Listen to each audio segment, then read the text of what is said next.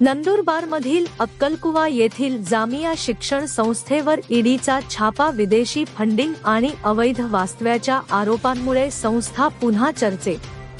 अक्कलकुवा, नंदुरबार जिल्ह्यातील अक्कलकुवा येथील जामिया शिक्षण संस्था जामिया इस्मालिया इशातुल उलूम पुन्हा एकदा चर्चेत आली आहे.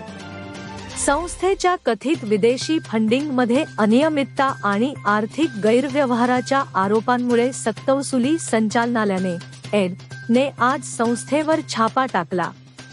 माजी खासदार आणि भाजप नेते किरीट सोमय्या यांनी संस्थेला मिळणाऱ्या विदेशी फंडिंग आणि येथील रुग्णालयाबाबत गंभीर तक्रार केली होती. याच आरोपांच्या पार्श्वभूमीवर ईडीने ही कारवाई केल्याचे प्राथमिक वृत्त समोर आले आहे.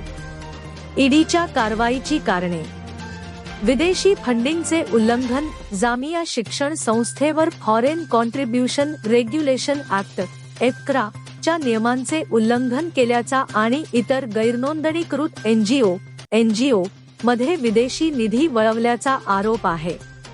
यापूर्वीच केंद्रीय गृहमंत्रालयाने 15 जुलै 2024 रोजी संस्थेचे एफकरा नोंदणी प्रमाणपत्र रद्द केले आहे.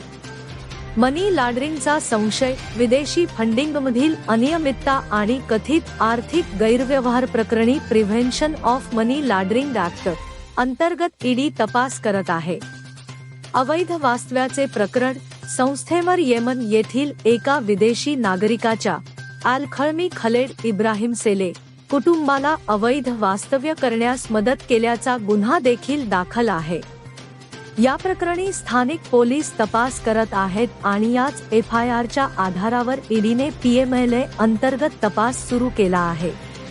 सोमय्यांची तक्रार. भाजप नेते किरीट सोमय्या यांनी या संस्थेवर मोठे आर्थिक व्यवहार झाल्याचा आरोप करत कारवाईचे स्वागत केले होते. ईडीने नेमके कोणत्या कारणांवरून आणि कशा पद्धतीने तपास सुरू केला आहे याबाबत अधिकृत माहिती संस्थेकडून किंवा ईडीकडून अद्याप देण्यात आलेली नाही. मात्र विदेशी निधीच्या गैरवापराबद्दल ही कारवाई झाली असल्याची चर्चा समोर आली आहे. झुंजार क्रांती न्यूज प्रतिनिधी विजय परदेशी.